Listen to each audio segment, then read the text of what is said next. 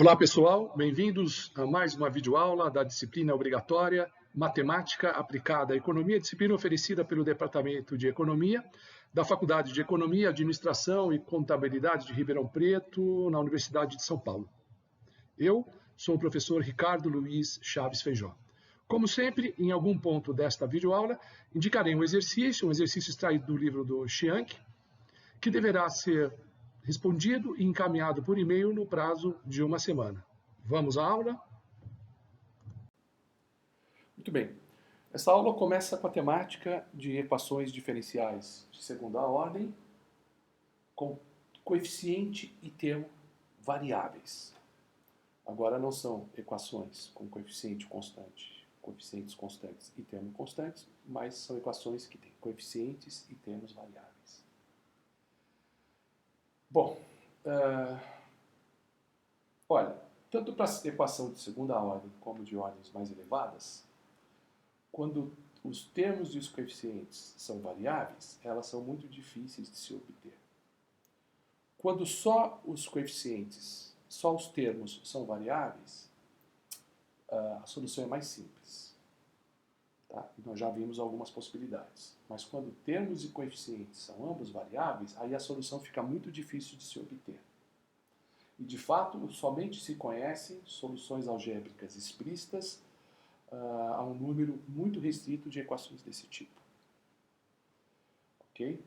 Ou seja, quando além do termo variável f de t, a gente analisa equações diferenciais de segunda ordem ou ordem superior, com coeficiente variável, e vamos supor que um determinado coeficiente seja uma função g de t, a solução, muitas vezes, envolve uma matemática muito avançada, muito além do que se exige num curso de graduação. Portanto, vamos discutir apenas um exemplo particular para mostrar essa dificuldade.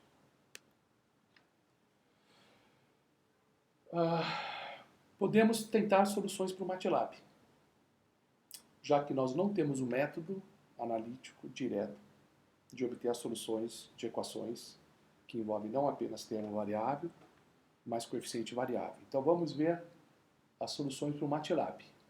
E o MATLAB, para muitas dessas equações, ele consegue chegar a uma solução explícita, embora muito complicada de enunciar e de testar.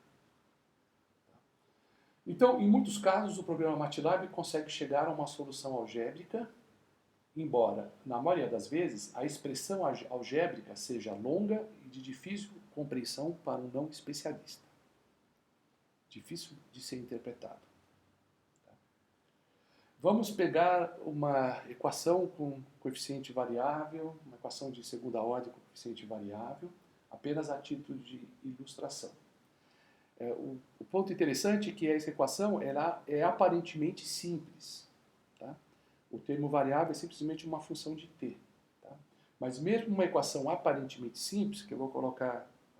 o termo variável vai ser uma função exponencial e o coeficiente variável vai ser função de t. Mas mesmo uma equação aparentemente simples como essa, a solução é bastante trabalhosa e requer conhecimentos bem mais avançados de cálculo. Aqui está um exemplo. Vocês estão vendo aí uma equação diferencial de segunda ordem com o coeficiente variável, que é simplesmente esse t, que pré-multiplica a derivada, é t vezes y' de t, no terceiro termo, aí no primeiro membro. E um termo variável à direita no segundo membro, que é esse t elevado a t. No caso, essa na verdade é uma equação diferencial de terceira ordem, tá? Porque aparece ali a derivada terceira de t, mais a derivada segunda de t, mais t vezes a derivada primeira, e o termo t elevado a t. Então, uma equação diferencial de terceira ordem, com o termo variável, t elevado a t, e tem um coeficiente variável, que é esse que multiplica a derivada y'. O coeficiente variável t acompanhando o y' de t. Parece uma equação simples de resolver. Mas, na verdade, a técnica de obtenção da solução dessa equação é bastante sofisticada, muito além dos nossos propósitos. Mas a gente vai daqui a pouco gerar um MATLAB para a gente ver. Vamos ver o programa em MATLAB. Tá? Apenas para que a gente note a sofisticação e a complexidade envolvida na solução de uma equação diferencial de ordem elevada com coeficiente variável. Daqui a pouco eu vou mostrar uma figura, a figura 71, com a janela de comando do MATLAB, e ali, na forma de mfile, ou digitando diretamente na janela de comando, aparece essas seguintes linhas de programação. Sins y de t. Então eu defino para o sistema, para o programa, a variável independente t e a variável independente y. Informo isso ao programa. Depois, eu vou criar uma variável chamada dy, que é o diferencial da variável y, que é a variável dependente, em relação à variável independente t. Então eu crio a primeira variável dy, porque eu preciso de uma derivada na equação. Depois eu crio a variável d desenho y, para definir a derivada segunda. Então é diff f yt 2. O 2 indica que é uma derivada de segunda ordem. Tá?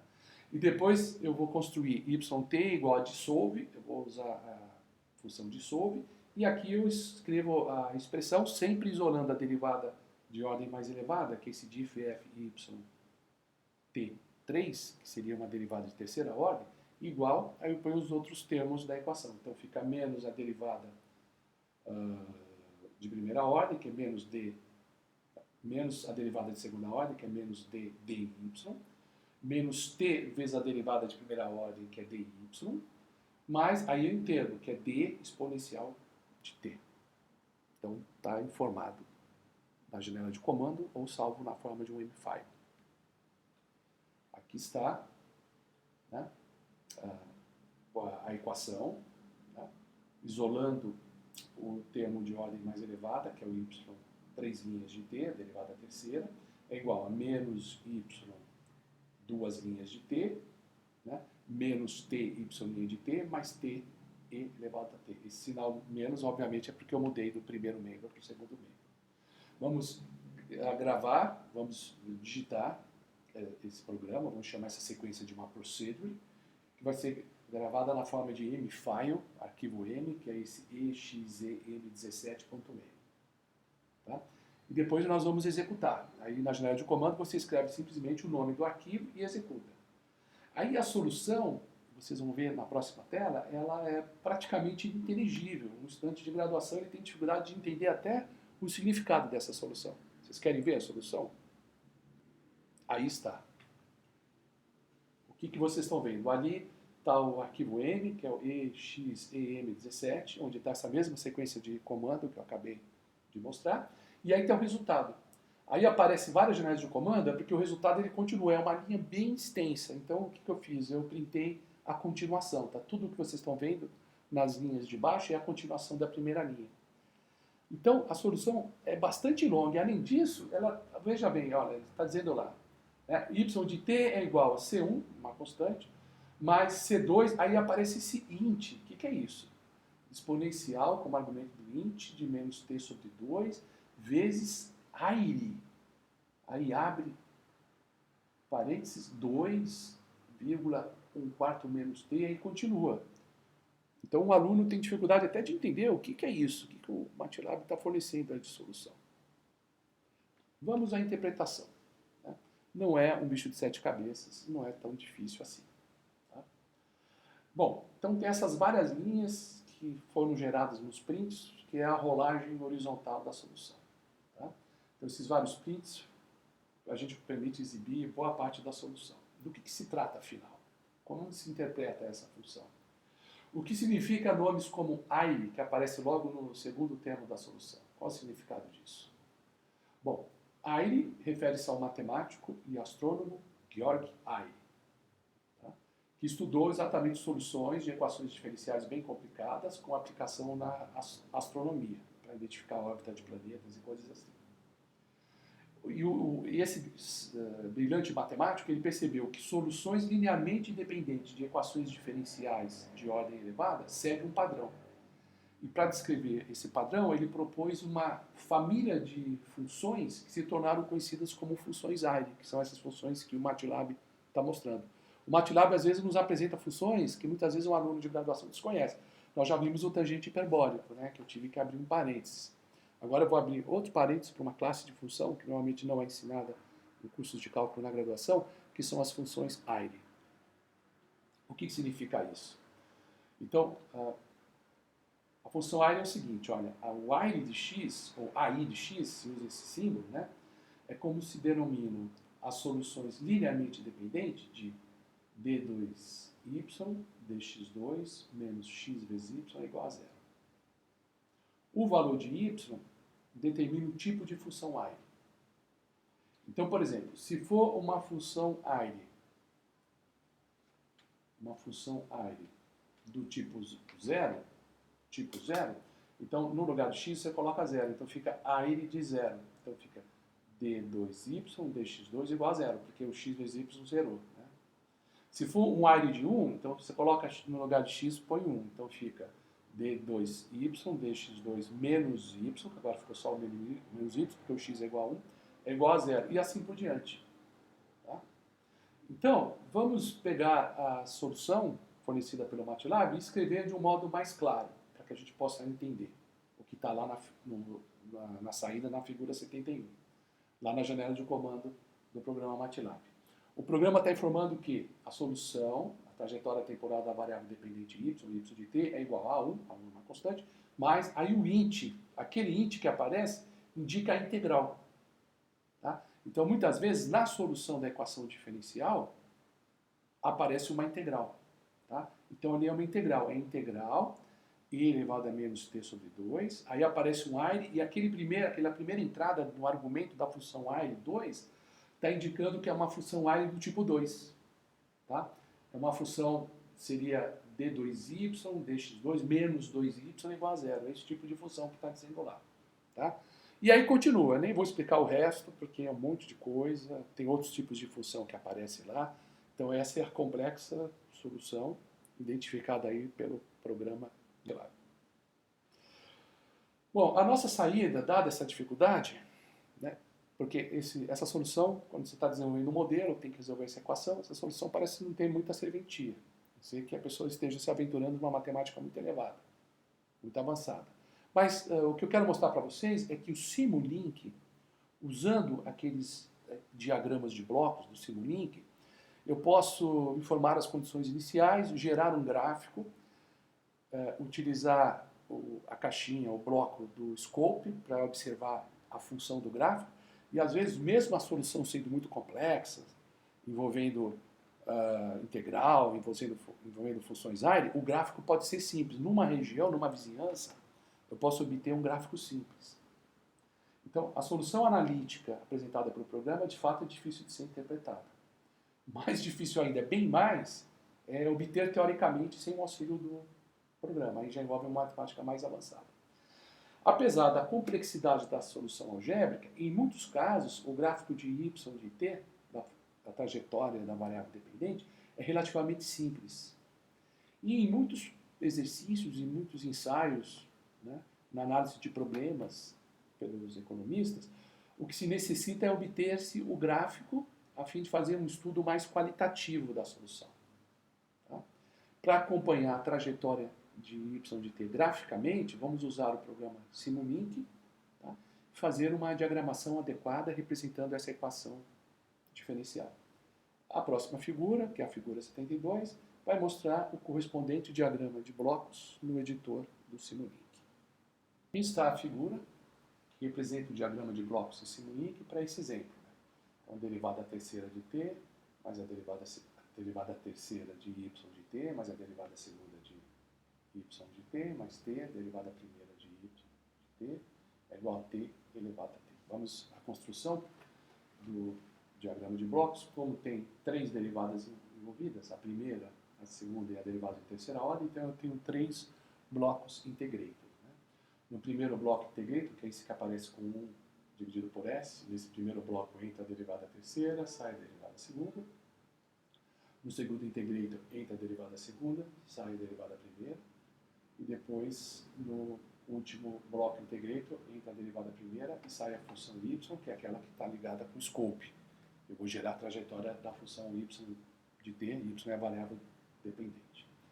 Muito bem, então eu preciso multiplicar a primeira saída por menos 1, que é esse triângulo aí, né, que é o again, que é o efeito multiplicativo, né, porque eu estou colocando isso no segundo membro. Né, então fica menos y duas linhas de t, é esse menos 1.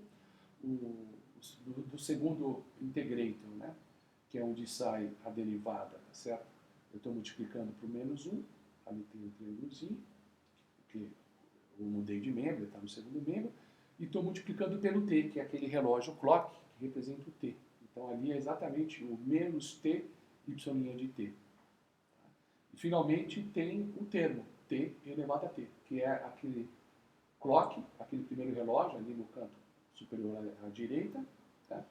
Que é o relógio, né? Certo? Que é a função, é o argumento, é o expoente da função e elevado a u. Eu estou usando o bloquinho do expoente na base natural e elevado a u. Então, esse bloco me gera o e elevado a t. O segundo bloco, o segundo relógio é simplesmente o t, e aí tem um bloco que faz a multiplicação. Então, é o t elevado a t, que é exatamente o termo, mas gera o termo. Depois eu somo o termo menos t y' de t, e somo com o termo também, que é menos y duas linhas de t. Isso tudo dá a derivada terceira de y, que é exatamente a entrada que vocês estão vendo aí por baixo, é a entrada do primeiro bloco. Posso informar as condições iniciais, aqui eu não estou especificando as condições iniciais, posso informar determinadas condições iniciais, aí eu aciono o botão lá, o player, que é esse run, o run vai rodar o programa, dadas essas condições, e aí será gerado o gráfico. Então, como a solução é muito complicada, a gente fica imaginando, puxa, será que o gráfico é muito complicado? Para t de 0 a 10, que normalmente é o que a gente trabalha nos nossos gráficos em MATLAB, em Simulink? Vejamos.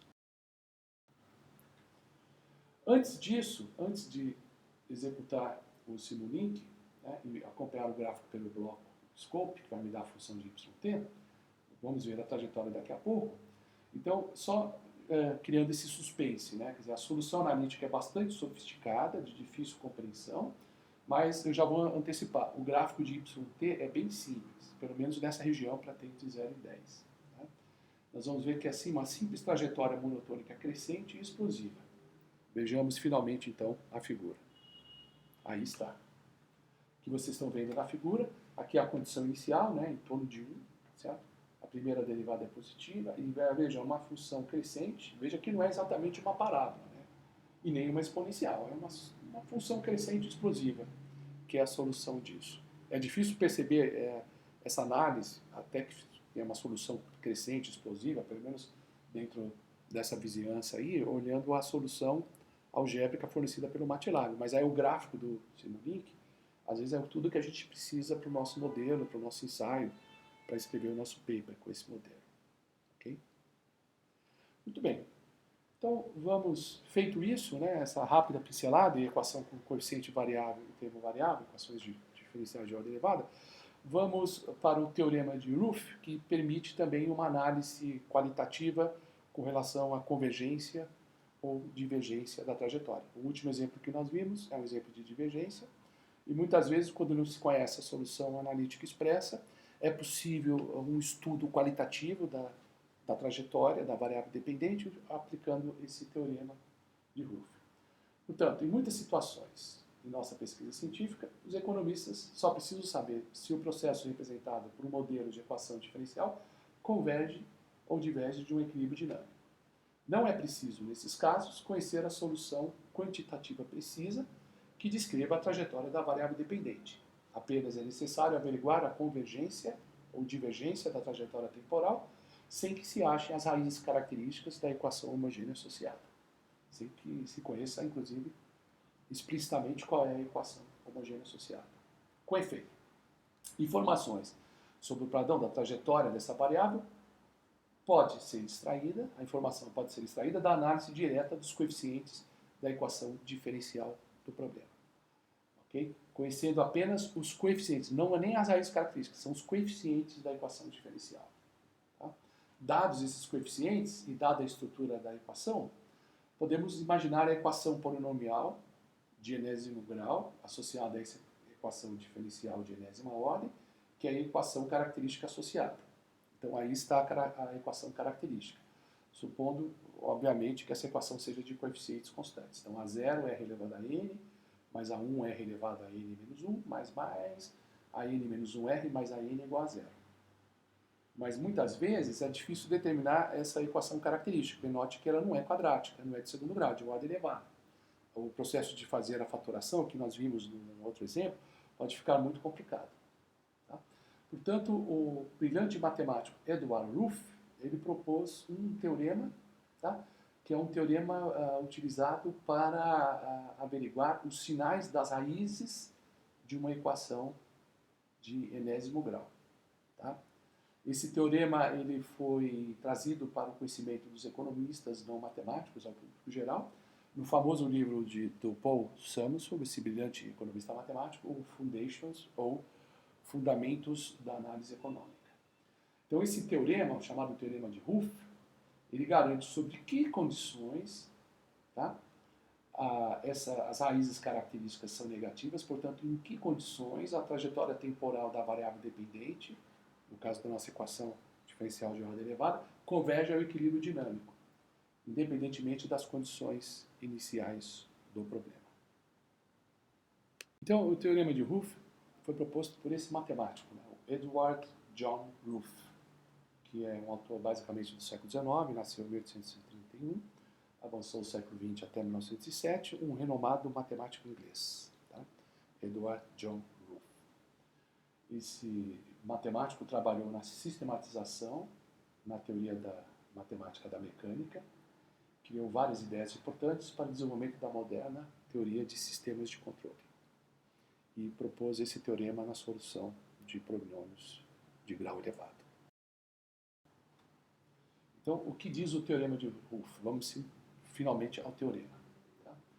Ele assegura que, dado o polinômio de enésimo grau, as partes reais de todas as raízes são negativas, e no nosso caso da raiz característica garante que a solução da homogênea associada, né, da função característica é convergente, quer dizer, o sistema é convergente, a trajetória da variável dependente é convergente.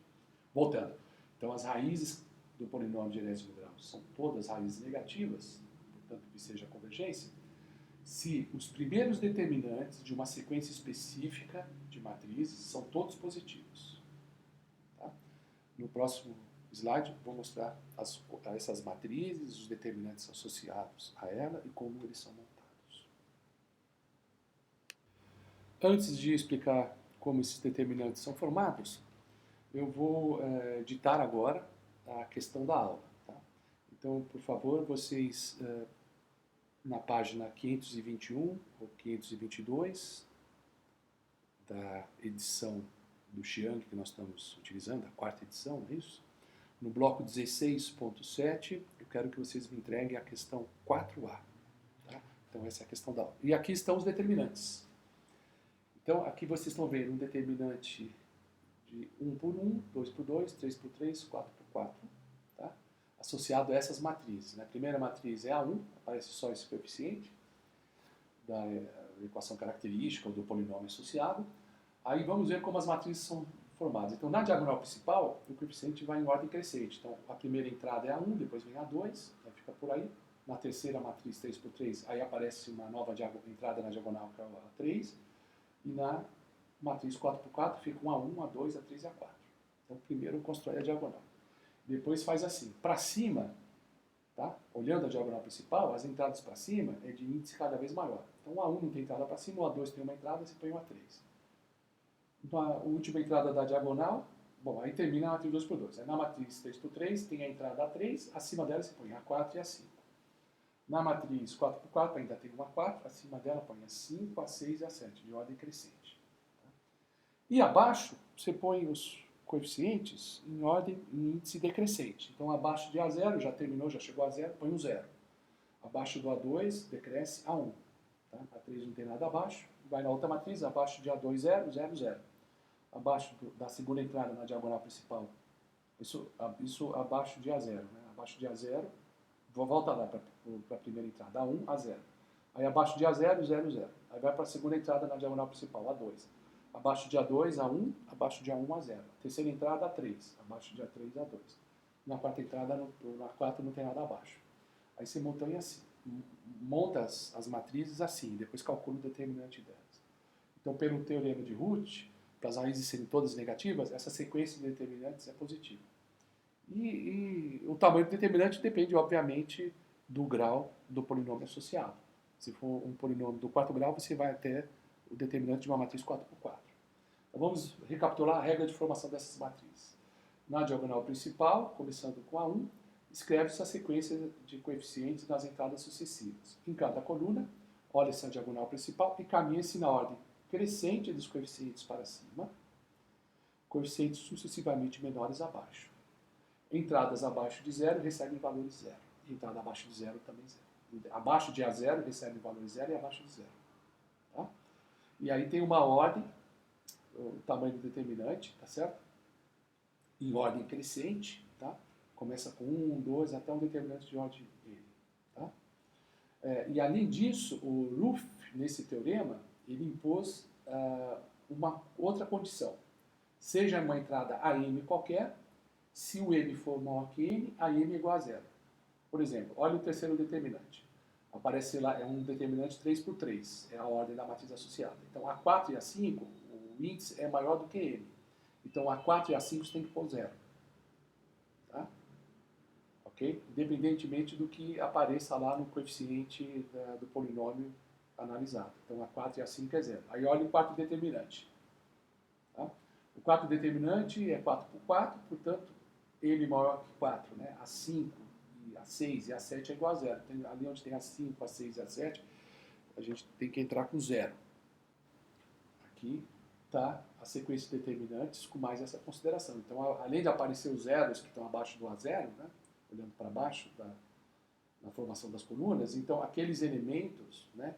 Cujo índice é maior, o subíndice é maior que a ordem da matriz em que ele aparece zero. Então, essa é a sequência de matrizes ou de determinantes, né, do teorema de Routh, e todos esses determinantes têm que ser positivos. Obviamente, o número de determinantes depende da ordem da equação, ou do grau da equação, na verdade. Né?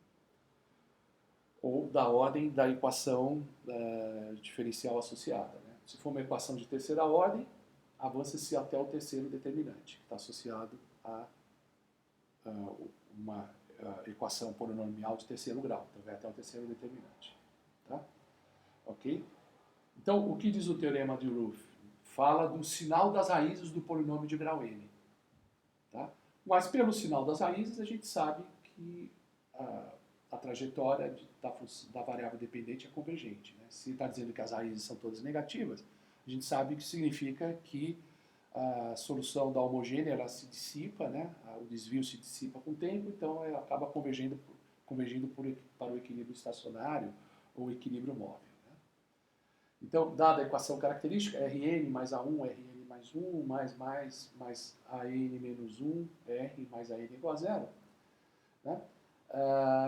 Essa equação característica é a equação polinomial do teorema de Routh com A0 igual a 1. Então, a nossa equação característica, a gente sempre coloca na variável de grau mais elevada o coeficiente 1, que é o teorema de Routh com o A0 igual a 1. Tá? Então, dado o A0 igual a 1, pela equação característica, associada a esse polinômio, né? Então a gente examina, então já sabe que a derivada do primeiro determinante, que é o determinante de 1, é positivo. Então vamos examinar o sinal dos próximos n-1 determinantes. Tá? Se forem todos positivos, observa-se o teorema de Routh e ocorrerá a convergência. Vamos fixar esse teorema por meio de exercícios. Então eu proponho no final dessa aula mais 2 exercícios. Tá? Primeiro exercício. Dada a equação diferencial de quarta ordem, com coeficientes em termo constante. Então y derivada à quarta de t, mais 6y derivada à terceira de t, mais 14y derivada à segunda de t, mais 16y derivada de t, tá certo? Mais 8y igual a 24. O exercício pede: veja se existe a convergência sem resolver essa equação diferencial de ordem elevada, que nós já resolvemos no exercício anterior, né? E que vimos no exercício anterior que de fato ocorre a convergência. Vamos ver isso apenas aplicando o teorema de Routh. Bom, precisamos determinar as matrizes, né? Como a ordem é 4, o nosso A1 é 0, né? o nosso A0 é 1, né, das raízes características. Um A1 é o que acompanha a derivada terceira, é 6. O A2 é o que acompanha a derivada segunda, é o 14. Né? O A1 é o 16, o A0 é 8. Não, perdão. O nosso A0 é igual a 1, o A1, que é o que acompanha essa derivada, é 6, o A2 é 14, que acompanha a derivada segunda, né? O A3 é 16, acompanha a derivada da função, né? E o que acompanha a variável y simplesmente é o coeficiente 8. Né? E também vamos impor a condição A5, A6 e A7 é igual a 0. Né? Ok? Por quê? Veja, estamos montando ali a sequência. 6, 6, 14, estou colocando a ordem dos coeficientes, né? O 6, o A2 é 14, depois na outra 3 por 3, 6, 14, 16, porque o A3 é 16, e na outra fica 6, 14, 16 e 8, porque o A8 é 4. Né? Então, abaixo do primeiro 6, tá certo? Que é o A1, aparece o A0 é 1, acima lá do 14, na matriz 2 por 2 é 16, né? Que acima do A2 está o A3, aqui faz a mesma coisa, na terceira matriz 3 por 3, você veja que o 1 é o A0, então abaixo dele é 0. Na outra matriz também, olha, na 4 por 4, abaixo de 1 é 0, 0. Né? Tá, ok. Então, olhando a matriz 3 por 3, né, o que aparece ali? Ali aparece A3, né? Acima do A3 é o A4, que é 8, acima do A4 é o A5, mas o A5 é 0. Tá? Ok? Porque é uma matriz 3 por 3, vai até a matriz 4 por 4, o N é 4, então acima de N é 0, então A5 é 0. E na matriz 4 por 4 aparece lá, estou colocando A5, A6 e A7 0, que são aquelas entradas de 0 que aparecem. Tá? E aí vocês calculam o determinante, que, por exemplo, o segundo determinante é 16 vezes 14 menos 16, né, que dá 68, o primeiro obviamente é 6, o terceiro determinante dá 800 e o quarto dá 6.400, que às vezes é um pouco trabalhoso. Por exemplo, o determinante de 4 por 4 tem que fazer um monte de continha. Tá? Bom, todos os determinantes são positivos e, portanto, a trajetória temporal é convergente, que é a conclusão que já tínhamos chegado no exercício 13. Pois é, a gente pode usar o MATLAB também para calcular determinantes. Tá? Eu posso calcular manualmente, né, que pode ser bastante trabalhoso, ou então eu utilizo o próprio programa MATLAB. Porque eu estou comentando isso porque é uma sequência de comandos muito simples para calcular determinantes em MATLAB. Simplesmente eu posso ir lá, nem precisa criar um M-file, né? Se quisesse, no caso eu fiz todos os determinantes desse exercício, criei um M-file, mas você pode digitar diretamente na janela de comando e o programa MATLAB calcula instantaneamente os determinantes das matrizes informadas e oferece no prompt da janela de comando os valores desses determinantes. Aqui está o programa, né? Que vai aparecer na próxima tela, onde está a tela do MATLAB, né, informado pelo usuário, e aí está a sequência de programação. Você coloca dt, abre parênteses, tá certo? E aí você põe o determinante dentro de colchetes, né? Então 6, 16 é a primeira linha do determinante, ponto e vírgula, aí escreve a segunda linha, que é 1, 14. E aqui esse disp é só para ele mostrar na saída, né, no prompt, ele coloca lá determinante de ordem 2, ele põe embaixo, para você saber o que é cada resposta. Aí faz o pause, aí você olha, aí o programa, depois que você digita qualquer tecla, aí o programa continua, aí vai dar o determinante, ali está a nossa segunda matriz 3 por 3, né, determinante tá de ordem 3, aí dá o pause, aí está a matriz 4 por 4, tá certo? Então ele dá esses resultados. Aqui está o programa em MATLAB, né, no caso esse EXEMDT é o programa que calcula esses determinantes, e aqui estão as saídas, né? Okay? Então, 68 é o de ordem 2, 800 é o de ordem 3 e 6.400 de ordem 4 que a gente usou no exercício agora há pouco.